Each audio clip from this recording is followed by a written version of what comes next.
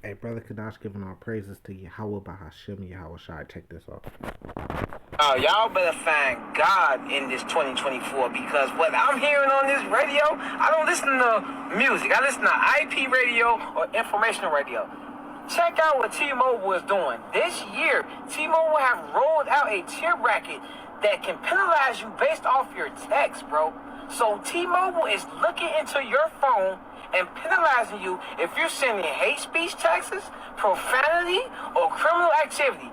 Yes, it's true. Go look it up. Go Google it. If you have T-Mobile as a phone provider, they are looking at every text message you send, and you will be charged a penalty if you're sending hate speech, text messages, or emails, or profanity, or criminal activity, which is understandable. I mean, you're gonna catch the criminals, but profanity.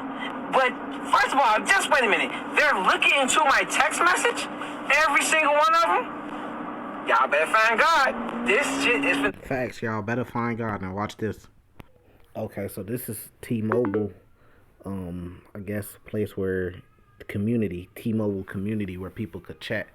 And people are asking if this is true, and there's mixed things.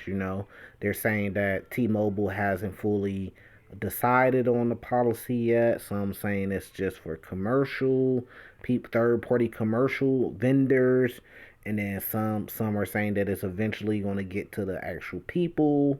And if they could do it with the third-party vendors, then they could do it with their regular customers too, whether it be secretly, whether they put it in their policy. So this is the first comment. It says has quietly updated their TOS to include fines for content they don't agree with beginning on January 1st, 2024. They will be fining users who commit perceived violations on their bandwidth, right? Then there's an answer saying these are only for commercial mass messaging campaigns and other businesses.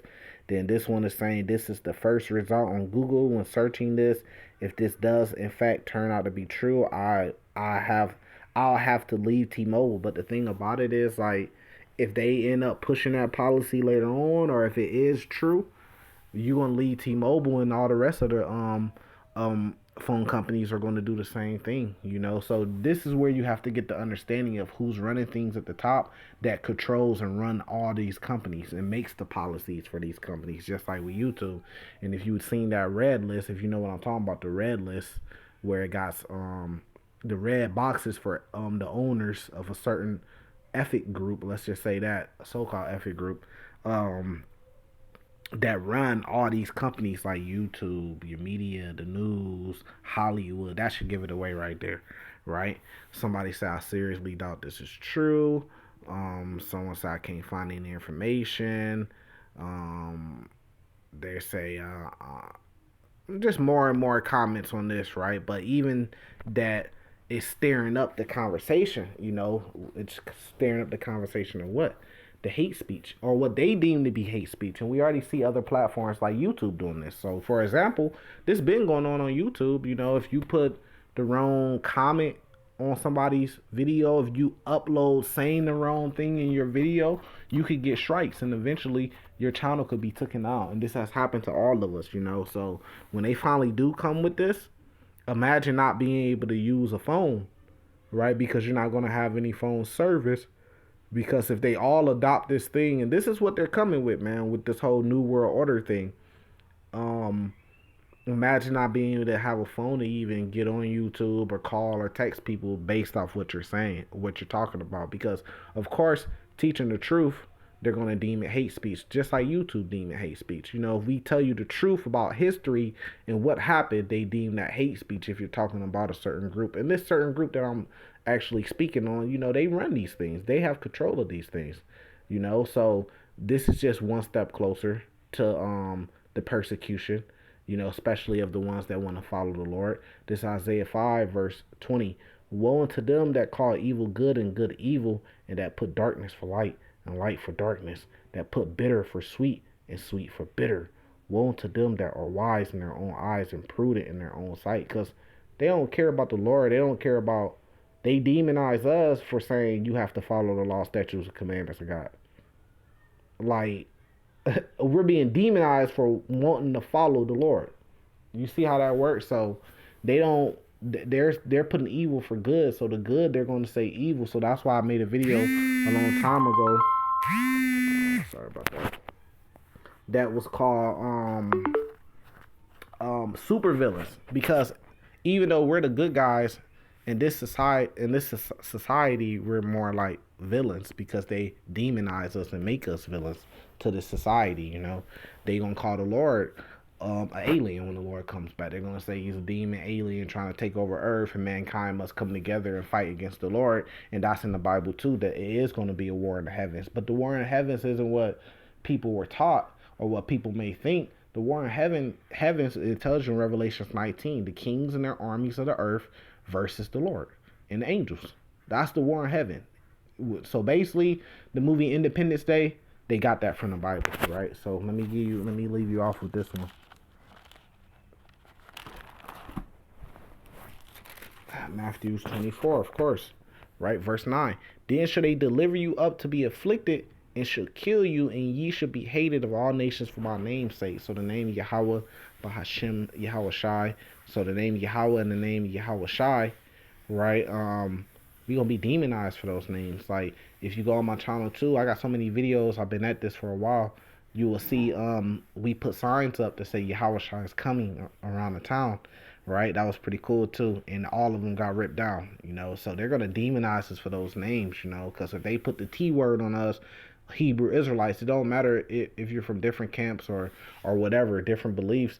But if you're like a one Western Hebrew Israelite, when they put the T word on all of us, you know what I'm talking about, terrorists on all of us. It don't matter. They're coming for all of us. You see what I'm saying? From if you just out there by yourself, if you professing that name and you're speaking this truth in a one Western type of style, they're gonna lump us all up together, and then they're gonna come for all of us. And they said that they're gonna kill some and they're gonna imprison some. Verse 10. And then shall many be offended and shall betray one another and shall hate one another, because when they turn up that heat, pressure burst pipes. You know what I mean? When you have a great multitude over you, a lot of brothers that's even the truth. And this goes with your family and people in the world too, but even in the truth, a lot of brothers are going to betray one another, because who could betray you? Well, it's kind of hard for your parents to betray you, or like people in the world betray you, because you already kind of like what the Lord said, who is my mother, who is my brother, those that do the will of my Father. So when you've been in truth, you already kind of separated yourself from the world, and from worldly people and stuff like that. So it's kind of tough, even though you're still gonna have that happen. But who's gonna betray you? It's the people that you trust, and who you put your trust in. You ain't putting your trust in nobody that's not following the Lord, that's keeping holidays, eating pork and shrimp, lobster. You ain't putting no trust in them. You might still have love for them because you're supposed to honor your mother and your father, but how much trust are you really putting in them, because you know that they're worldly and they don't want to follow the Lord, and you probably did rebuke them and they still don't want to follow the Lord, right? But who are you putting trust in? Well, you putting your trust in your brothers in the truth. But just like with the Lord, right? The perfect example, with Judas Iscariot, our Lord was betrayed. Even though he knew what was going on already, but that's going to happen to brothers when all hell break loose, when they come after us, when the MOTB come out, because brothers are going to be offended and mad that brothers are going to be mad that you didn't take the mark, because they couldn't wait out, like when it first come out, brothers are going to be like, I'm not taking that. You know what I mean? But the pressure gonna keep getting turned up, and reality gonna kick in, and then a lot of brothers gonna go take it, and then they gonna be mad at you because you still ain't took it, and you have more faith than them, because they gonna look at it like, well, basically since they took it, it's gonna be on their spirit that okay, they not the elect, but then you ain't take it yet, so then they gonna be looking at it like, fuck it, I'm finna take him with me. You see that happen with that Israelite group that was that was eating pork, I think on like Christmas or something like that, and they said they was on Thanksgiving, and they said that they was going to dedicate that to the Lord.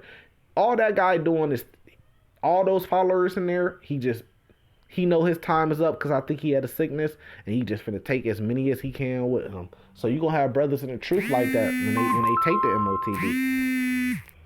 Yep. So Yeah, and I mean that's just how it's gonna be. So that's who's gonna betray you. Watch this. And many false prophets shall rise and shall deceive many. And because iniquity shall abound, the love of many shall wax cold. But he that shall endure to the end, the same shall be saved. So when brothers take the chip, they gonna try to make sure that you don't make it to the end, so you can't get salvation because they know they not getting salvation. They gonna be mad for it. So we gonna leave it there. Salvation to the elect. Shalom.